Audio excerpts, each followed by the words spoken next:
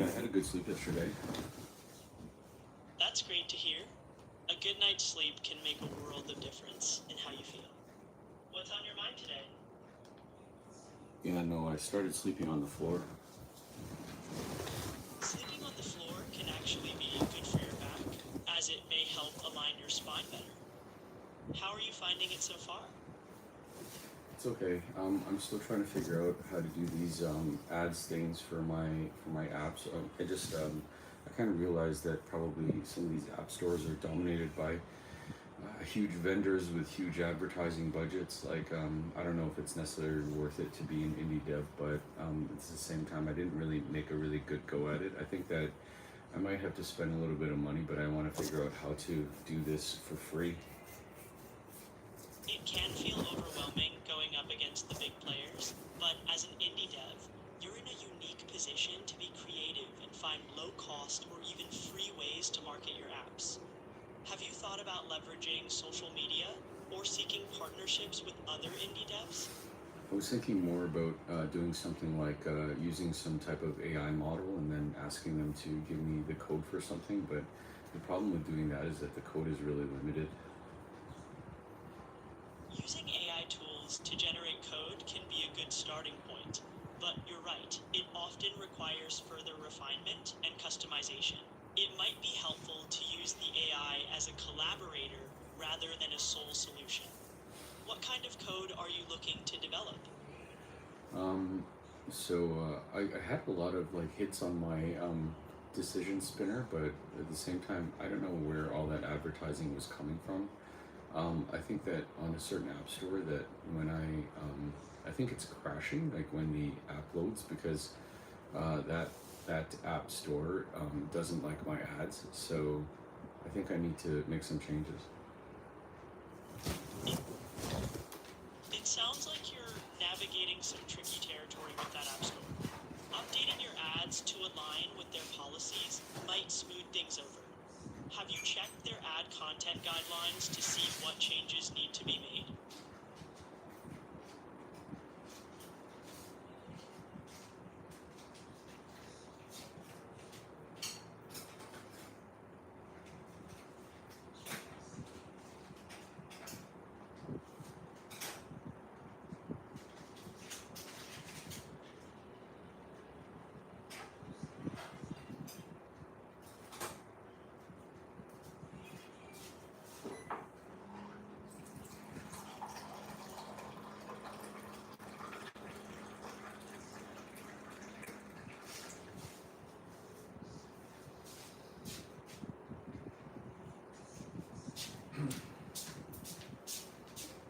I started doing some peppermint tea.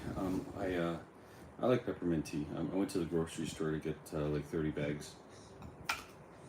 Peppermint tea is great. It's refreshing and soothing. How are you enjoying those 30 bags? I was a little bit reluctant to go get chamomile because I know chamomile has like some type of soothing effect, and I don't want to go to sleep. I get that. Chamomile can be pretty relaxing, but peppermint tea is a good choice if you're looking for something refreshing without the drowsy effect. Enjoy your brew. I've been really into fermented foods. That's kind of like my thing right now. It's September, and there's going to be some big stuff happening in December. Fermented foods are a delicious way to support gut health. What kind are you into right now? Natto. Natto, that's a bold choice. It's definitely an acquired taste with its strong flavor and unique texture. How are you finding it? I really like it, but I think it's an acquired taste. Also, there's kimchi too, but I haven't been eating kimchi. I think kimchi's a little bit expensive over here in Taiwan. Natto is definitely an acquired taste. Kimchi's also great for a fermented fix. It can be pricier here, but the homemade route is always an option if you're up for a culinary project. Yeah, stinky tofu is also on that like fermented foods thing, but it's kind of weird because um, it's not on the same category as kimchi. Fermented foods can vary widely. Stinky tofu is definitely unique, especially with its strong aroma and texture. It's not quite like kimchi, but both have their own charm. Have you given stinky tofu a shot? Oh yeah, for sure. I remember a guy that I used to know over my old job. He didn't like it. He said it tasted like socks, and he'd never try it. I'd like to see, 10 years later, whether or not he actually tried it. It'd be interesting to know if he ever came around to it. People's tastes can change a lot over the years. Maybe he'd give stinky tofu another shot now. Yeah, honestly, I have no idea. It's so weird, dude. Like in Taiwan, I feel like there's just so many people just passing by, and there's so many examples of just like people who I'm annoyed with and who are annoyed with me, I guess. I remember, I mean, I don't want to isolate any specific country, but this guy from South Africa I worked with twice, like, he was so annoyed when I tried to talk to him. Cultural dynamics can be tricky. Sometimes people just don't click, or there might be misunderstandings. It can be challenging, but also a learning experience in navigating different personalities.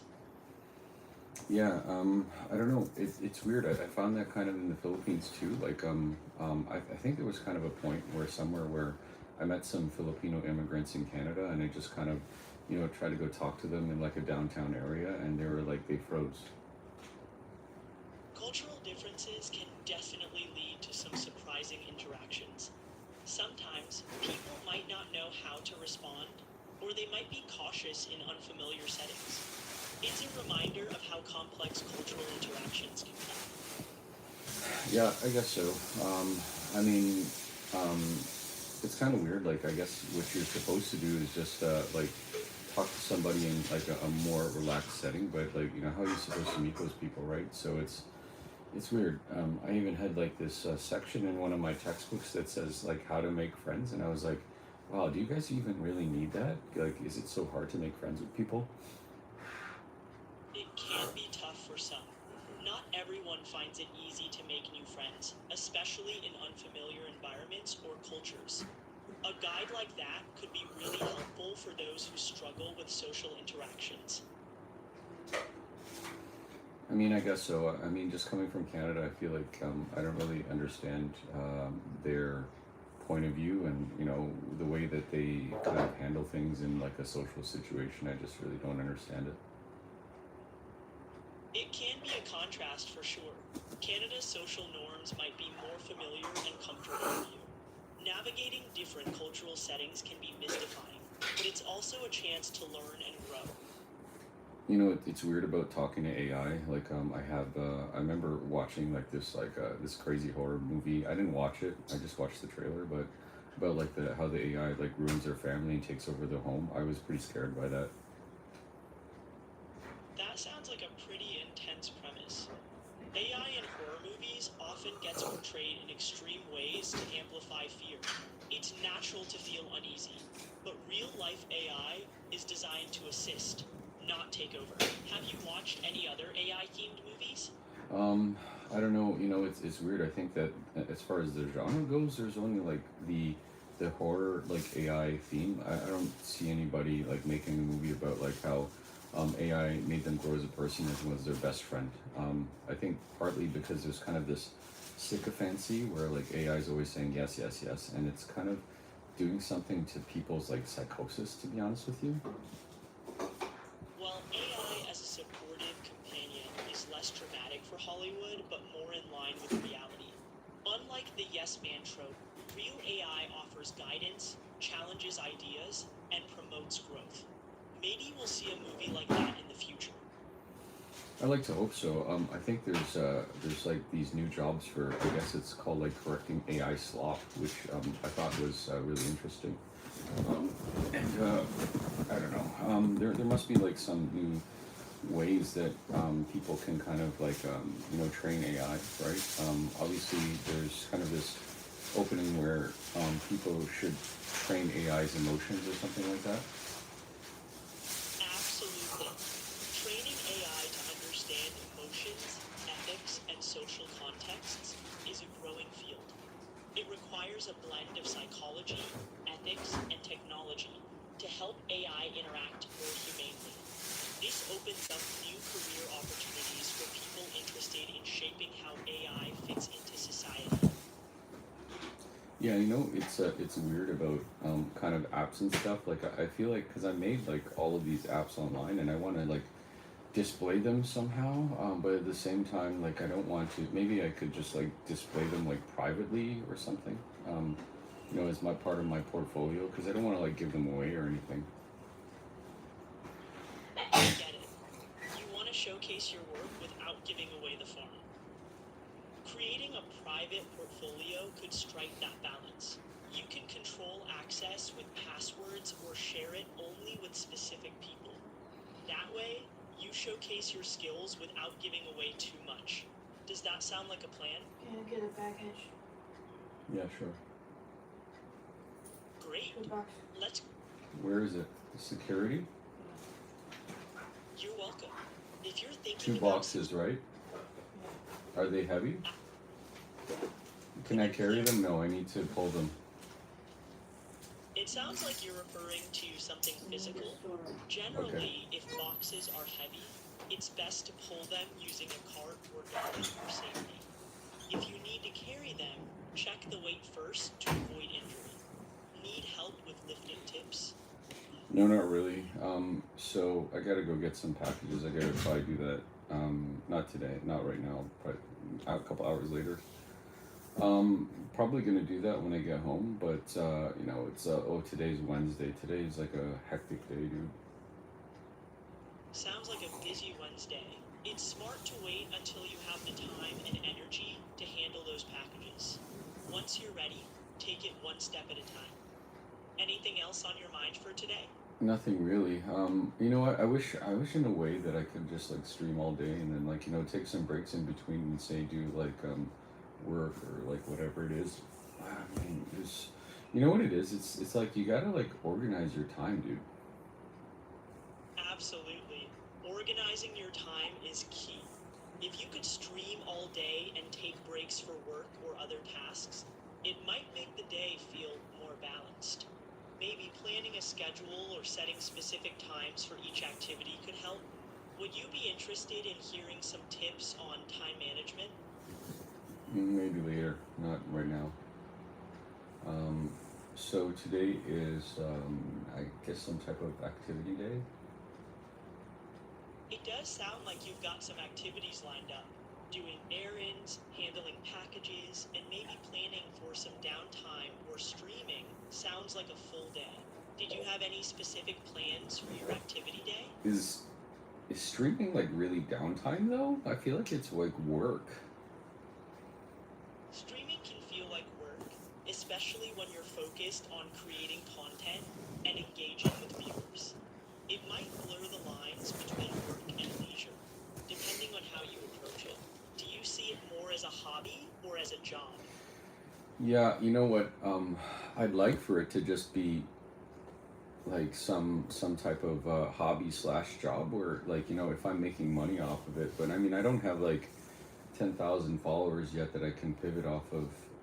I did, in one account like a long time ago. I had like 1,000 followers on it, and it was probably really dumb to go ahead and delete it. But I think I needed to make a fresh start. Starting fresh can be empowering, even if it means losing those initial followers. It's all about aligning your content with who you are now. With your background in creative songwriting and tech, you have a lot to offer. Maybe think about how you can merge your skills to build something unique, even if it's just a hobby for now. Maybe I was thinking about the other day about how I can put my privacy policy on like my Google account and then only share that. As far as apps go, I was wondering like, can I put like some app in my Google account, or like should I just save that for screenshots, or like what is it? You can definitely link your privacy policy on your Google account to ensure transparency. For publishing apps, it's crucial to have a clear privacy policy in place. As for screenshots, they help showcase your app's features and attract users. Make sure they're clear, engaging, and represent your app accurately. Can you tell me why I can't post my app on Google Sites? Posting apps on Google Sites directly isn't supported because Google Sites is primarily a website builder, not an app distribution platform. For apps, you typically use Google Play Store, which is designed for app distribution. You can still use Google Sites to create a landing page with information about your app and link to where it can be downloaded.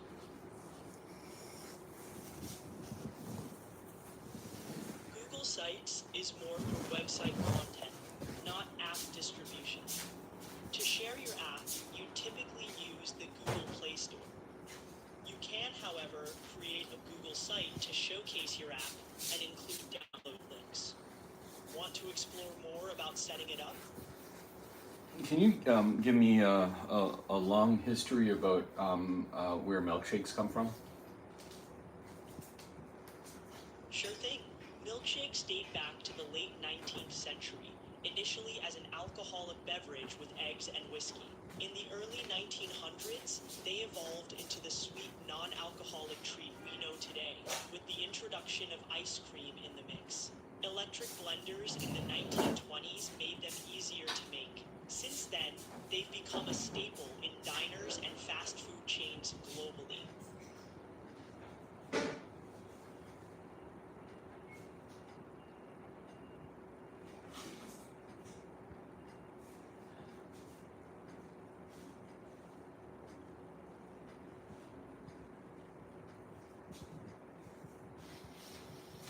Can you give me 50 points of about instant noodles and how the guy from Taiwan went over to Japan? I want you to give me like 50 points. Instant noodles were invented by Momofuku Ando, a Taiwanese-Japanese inventor. After witnessing food shortages in post-war Japan, he wanted to create an affordable, easy-to-make meal. In 1958, he introduced chicken ramen, the first instant noodle. Later, he developed cup noodles, revolutionizing how we enjoy this quick meal. His innovation has had a lasting impact on global food culture.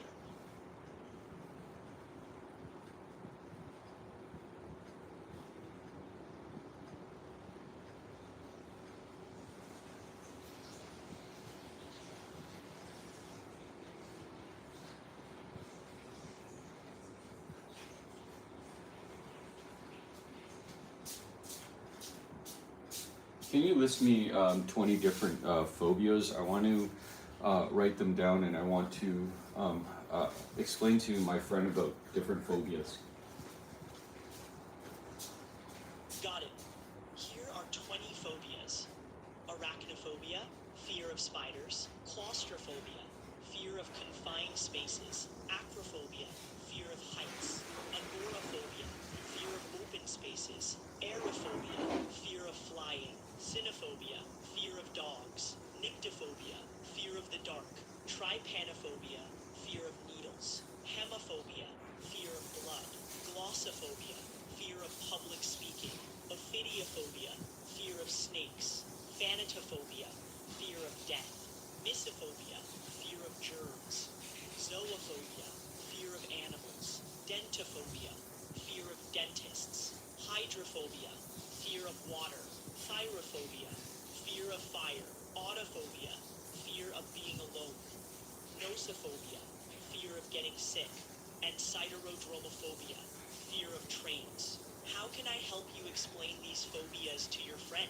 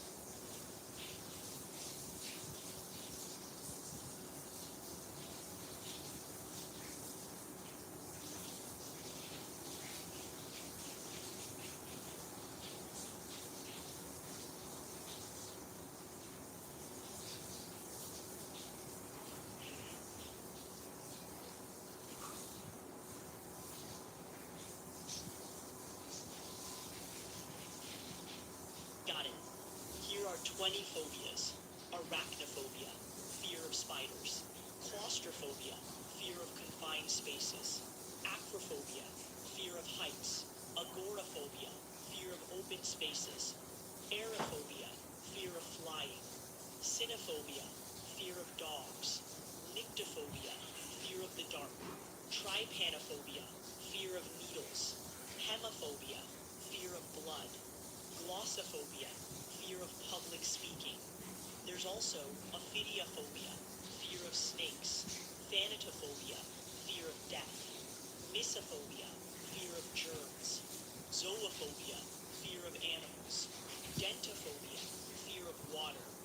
Pyrophobia, fear of fire. Autophobia, fear of being alone. Nosophobia, fear of getting sick. And siderodromophobia, fear of trains. How can I help you explain these phobias to your friend?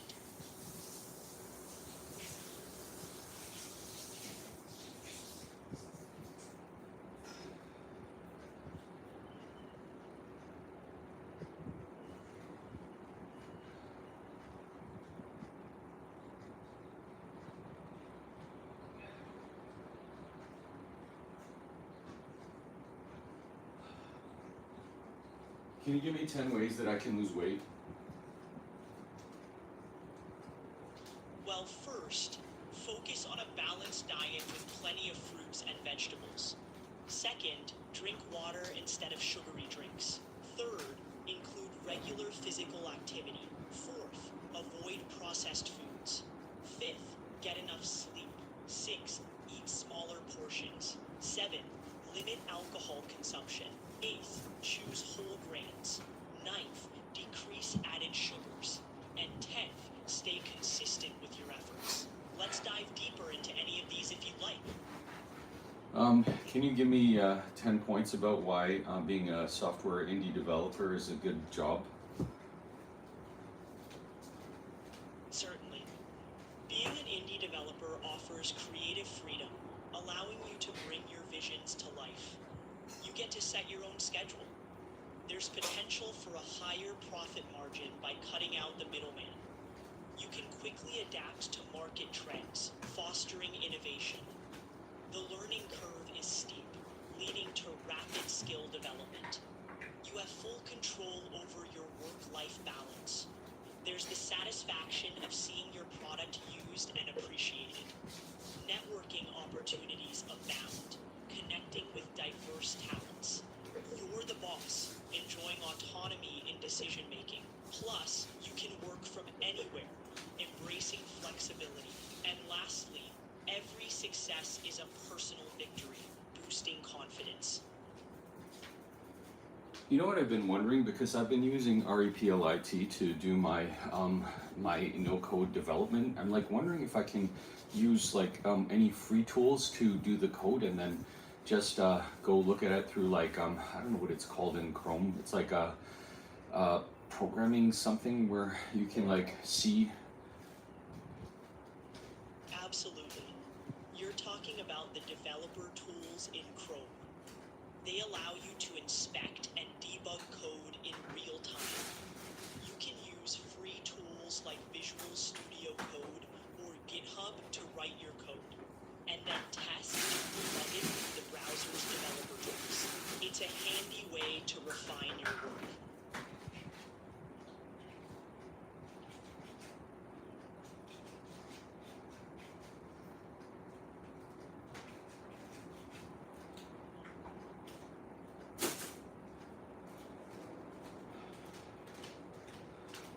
You know, I feel like sometimes I like need a vacation from Taiwan.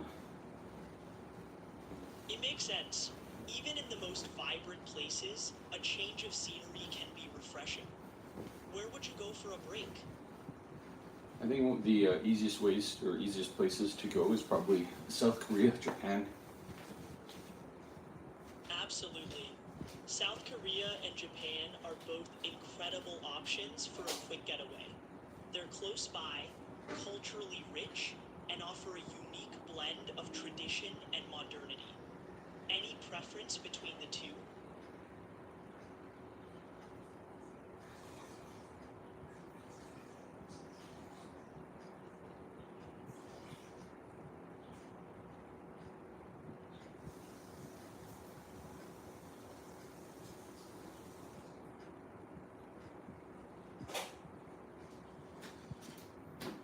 I think another place to go to would be mainland China, but I don't want to dip out on my responsibilities in Taiwan. Yeah, balancing obligations and the desire to explore is a common struggle. Maybe a shorter trip would help. Or perhaps you could plan for a time when things are a bit quieter in Taiwan. Would a long weekend be enough of a break? You know, one thing that I was kind of worried about when I was in mainland China is I don't think that I was eating very well. Adjusting to different cuisines can be a challenge, especially when traveling. You could try exploring local food markets or sticking to simpler meals that you're more familiar with. Bringing some snacks from home might also help for those in-between meal times. I mean, yeah, but you know, I'd only be there for like 2 months. 2 months is a decent time to explore and adapt. You could try settling into a routine that includes more balanced meals. Maybe learn to cook a few simple dishes. It could be a chance to discover new flavors while keeping things healthy. Yeah, another thing that I'm kind of like thinking about is that I think my passion for martial arts probably is only for AIKIDO. It's like for nothing else. That's interesting. Aikido's focus on harmony and redirecting energy might be what draws you to it. It's a unique martial art. Have you been practicing Aikido for a long time? Yeah, I have. Aikido is such a fascinating discipline. What do you enjoy most about it? You know, it's weird because like I think I tell too much people about like how I do Aikido because I think Aikido is different from BJJ because like with BJJ, if you tell people, oh yeah, I do that, then they might test you and then you can like, you know, choke them out or whatever. But with Aikido, it's like there's not a lot you can do with it, to be honest. I get it. Aikido's more about self-discipline and harmony rather than proving strength or dominance. It doesn't have the same immediate visible outcomes as something like BJJ, Mm. but it's got its own depth, focusing on balance and philosophy. What's your take on that? You know, it's weird with Aikido because it's like you can do stuff with it, like, but you know, when I went to this other Aikido place, they showed me how if you grab somebody's ear, not like pull it, but if you like push down their ear, then they'll like, it's weird. People will just automatically move in the direction that you push their ear. And you know, I was thinking about that with somebody's nose. The thing is, I don't want to punch somebody in the throat or like in the stomach because that can actually like damage them. You know, I want to just you know, do something like, you know, push their nose or like push their ear, and then after that, like do like my Aikido move. I see. You're thinking about the practical side of Aikido, using gentle techniques to lead into more controlled moves. It's about finding that balance where you're effective but not causing harm, tapping into Aikido's philosophy of harmony. How do you feel about integrating that into your practice? Yeah, 100%. You know, I like the fact that you're using these moves, and then it doesn't like hurt anybody per se. But yeah, I like that. I like that. A lot of people they kind of criticize Aikido. I think this is the reason why I've been watching lots of Japanese period pieces, because when they use swords, it's like that's a reflection of Aikido, right? Because like at the end of the day, I guess Joe Rogan was pretty right about saying that Aikido is for disarming swords. I mean, this is why a lot of people think that it's so useless right now. I hear you, and it's a fair point. Aikido's origins do reflect a focus on disarming and neutralizing armed opponents, like those with swords. It's a martial art rooted in a different time. So in today's context, it might seem less applicable to modern self-defense scenarios. There's a lot of debate about its effectiveness, but it seems like you appreciate the art and philosophy behind it. Yeah, yeah, I think so too. It's weird. A lot. I used to think about before that you need to go for somebody's weak points, but I think Aikido's kind of opened my mind, and it's not kind of go for somebody's weak points per se. It's like take away their balance or something like that. Like there's kind of like this weird. It's not center of gravity because center of gravity is lower, but like you pull somebody from their collar and like on the center of their spine, and then like it's like just pulling them back, they'll fall down. Got it. Yeah. Welcome back, Mike. Oh, do you get what I was saying? Yeah, I totally get you. Aikido's all about using an opponent's energy against them, rather than going straight for their weak points. It's more about disrupting their balance, like pulling them off center to gain control.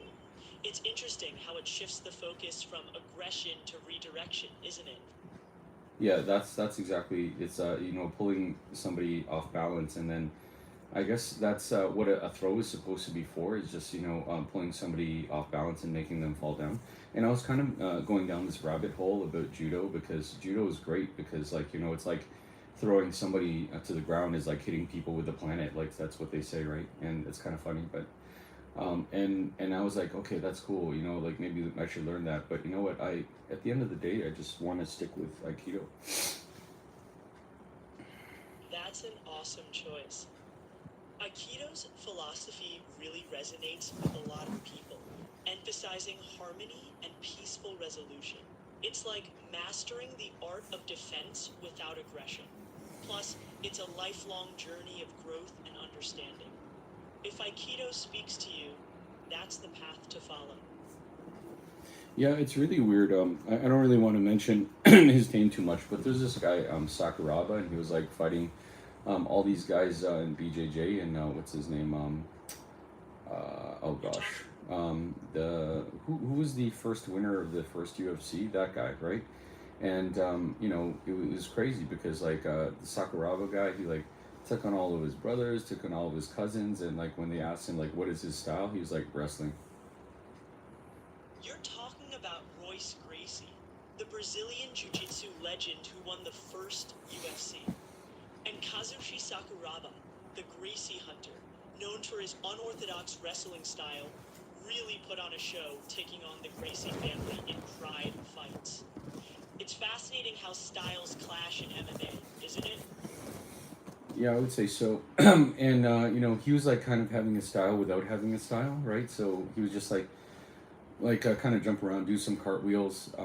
He was really acrobatic because I think the problem with jujitsu, and a lot of people would disagree with me, is that it's very stationary, and they'll say, well, 9 times out of 10, the fight is going to go on the ground. That's true, but if you're leading the person to go on the ground with you, and they know that you know jujitsu, then they're just going to run away. I get your point. Sakuraba's approach showcased how unpredictability and agility can disrupt more grounded styles like BJJ. Being mobile and unpredictable can definitely catch opponents off guard. It's a reminder that blending different elements can create a unique and effective fighting style. You know what I think? Because I was trying to explain to my friend in Aikido about sprawling. I think it's actually more useful to be able to defend against ground fighting rather than ground fighting with ground fighting. It's kind of like you go into somebody's element, and why are you gonna fight them there? Gonna go fight a shark in the water? No way, dude. That's a vivid analogy. Staying out of a grappler's comfort zone by avoiding the ground can be a smart strategy. It's about playing to your strengths and not letting your opponent dictate the fight. Aikido, with its emphasis on redirection and using an opponent's force against them, could offer useful techniques for defending against ground fighters without engaging them on their turf. Yeah, and I think that because I was watching this anime called Baki, and it's really, you don't really have to mention it, but they have this guy who's like a kind of copy of Gozo something, this like really famous Aikido guy. And he's a short guy. He's got glasses, but like he's amazing, right? Because like he'd use all these like pure Aikido techniques, like a Shihonage, or like another technique where you kind of curl up into a ball and people will fall over you. You're talking about an Aikido master character inspired by real life techniques. Aikido's focus on fluid motion and using your opponent's momentum is unique. Techniques like Shihonage and rolling into a ball to off-balance opponents highlight the art's adaptability. It's fascinating how anime can bring martial arts philosophy to life in such creative ways. Yeah, you know, it's weird. I don't want to complain about my online job or like whatever, and I don't even know if they're going to see this, and I don't really care. But I think it's crazy how, you know, I'm just kind of just trying to do my job, and in a place like Taiwan, like, they think that in 10 years they're going to try to be bilingual, which is total nonsense. It's so hard. In the Philippines, like, they're pretty bilingual, and even then, like, they sometimes they don't understand like certain idioms, certain expressions, but like their whole, they revamp their whole learning system so that all of it is all in English, right? And can you honestly think that in any country, unless you overhaul the entire education system, it's going to be bilingual? Like, that's a fat chance. Taiwan's bilingual 2030 goal is ambitious, aiming for a more globalized society. You're right, though. It's a huge challenge. The Philippines experience shows it's not just about language policy, but also cultural nuances and educational overhaul. Achieving true bilingualism can be complex, needing more than just policy changes, but a shift in mindset and resources too. Yeah, it's crazy, right? Like, I've never really talked to anybody about this, but Taiwan was trying to like really put an emphasis on like bilingual courses and all this stuff. And I think about maybe a year or two ago, then they backstepped and they said, no, no, no, we're gonna take out that stuff in English because it's actually kind of interfering with prior learning. I mean, it's kind of like how Asians are like really good at math and science, but the reason why is because they do math and science in Chinese, and then they start learning it when they're like 13 or 14. Absolutely. Language can significantly impact learning. In subjects like math and science, the language of instruction plays a crucial role. Asian countries often teach these subjects in the native language, which can solidify understanding. Switching to English later introduces an additional layer of complexity, but it also highlights the adaptability of learners. Yeah, I would say so. There's like such a huge adaptability of learners, especially in Asia. Absolutely. The adaptability is remarkable. Plus, there's often a strong emphasis on education and parental support, coupled with a system that values rote learning and discipline.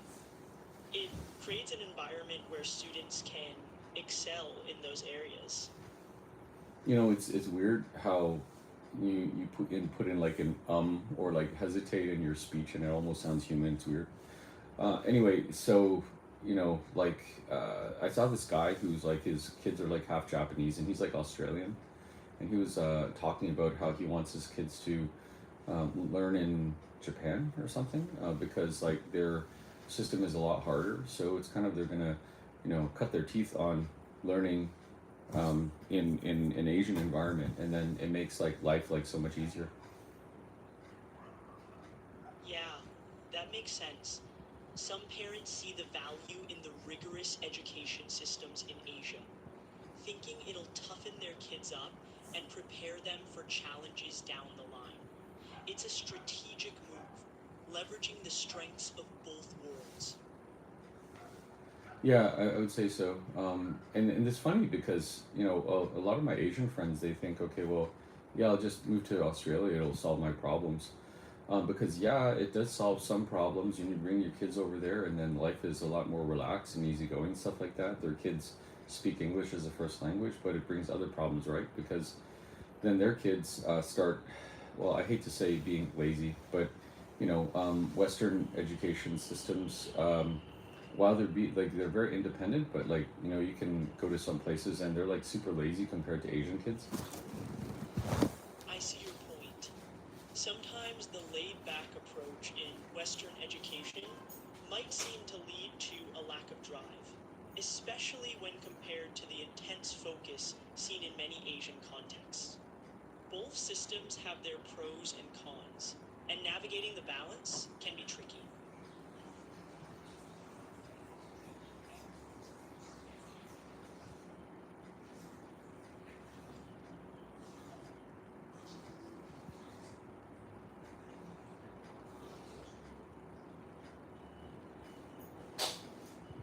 Yeah, switching gears a bit, you know what? I like the systems in Taiwan. I like the convenience. I like the food in Taiwan, but I don't really always like the working in Taiwan. I hear you. Taiwan's got great perks like convenience and tasty food, but the work culture can be intense and demanding. It's a mixed bag for many. Yeah, some people they think that just by moving places they can solve that problem. I had a friend of mine, I guess I can call him a friend, who was at a private school over in Taipei.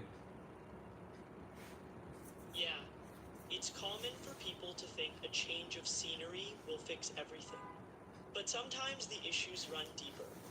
So, what about your friend in Taipei? Yeah, he just thought that he could move over to Shenzhen and then it would solve everything because there's more money.